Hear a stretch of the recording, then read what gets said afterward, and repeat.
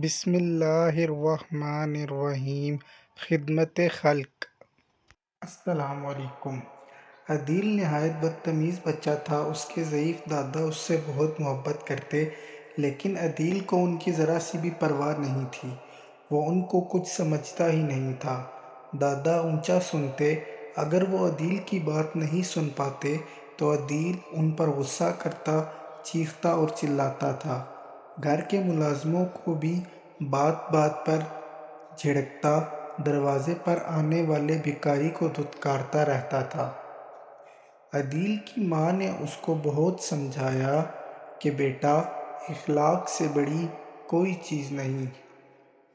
اگر تم خوبصورت ہو، ذہین ہو، عقل مند ہو تو یہ سب اللہ تعالیٰ کی عطا ہے۔ اس پر اللہ کا شکر ادا کیا کرو۔ ہر انسان کا دوسرے انسان پر حق ہے، اور سب سے بڑا حق انسانوں سے عزت اور محبت کرنا ہے۔ اگر کسی کو تمہاری ضرورت ہے تو اس کے کام آنا بہت بڑی نیکی ہے۔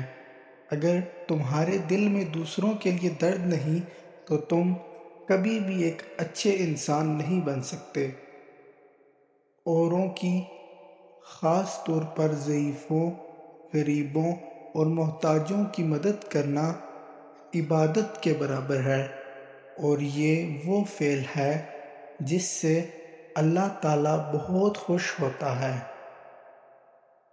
ماں کی باتیں عدیل ایک کان سے سن کر دوسرے کان سے اڑا دیتا تھا، اور ان کی باتوں کا مذاق بناتا اور ان کو ستانے کے لیے ہر وہ کام کرتا جس سے وہ منع کرتی تھیں۔ خاص طور پر عدیل اپنے دادا کو بہت ستاتا تھا، حالانکہ عدیل کے دادا اس سے بہت محبت کرتے تھے۔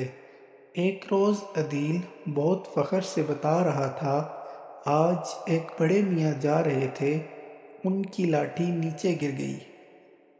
میں نے ان کی لاٹھی اٹھا لی۔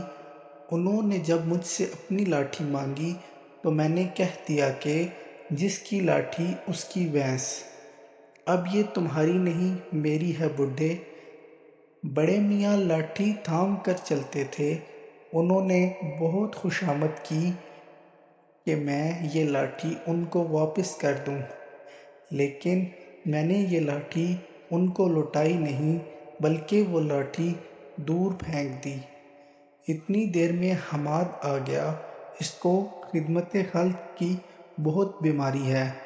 بھاگ کر اس نے لاٹھی اٹھائی اور بڑے میاں کے ہاتھ میں لاٹھی دے کر ان کا ہاتھ تھام کر ان کو سڑک پار کروا دی۔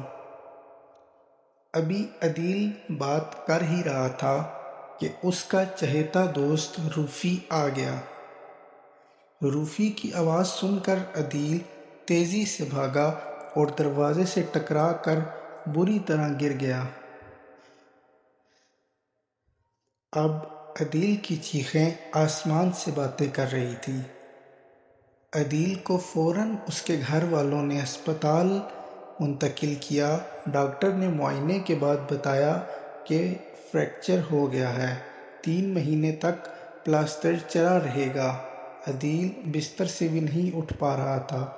اب وہ پانی پینے تک کے لیے اوروں کا محتاج تھا۔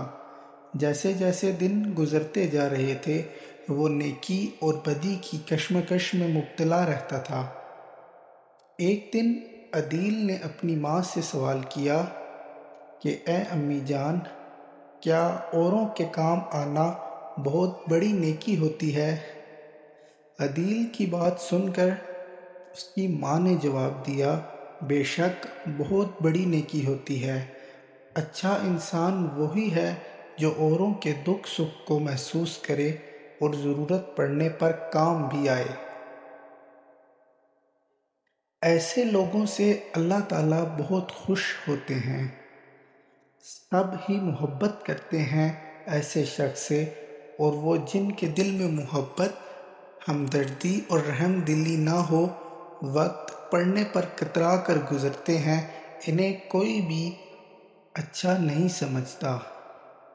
یہ سب باتیں سن کر عدیل نے کہا، امی میں تو بہت برا انسان ہوں، انسانوں کے ساتھ بہت برا سلوک کرتا ہوں۔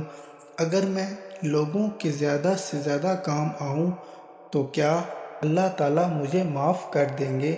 عدیل نے اپنی ماں سے سوال کیا۔ عدیل کی ماں نے جواب دیا، کیوں نہیں عدیل، اللہ ضرور معاف کر دے گا، لیکن کیا ہی اچھا ہو کہ تم نے جن لوگوں کے ساتھ برا سلوک کیا ہے ان سے معافی مانگ لو اور اللہ سے وعدہ کرو کہ آئندہ یہ غلطی تم کبھی نہیں دہراؤ گے۔ عدیل نے ہاں میں سر ہلایا اور کہنے لگا، انشاءاللہ امی جان، میں نے سب سے زیادہ دادا کو ستایا ہے، وہ ضعیفی کی وجہ سے اپنے جو کام نہیں کر سکتے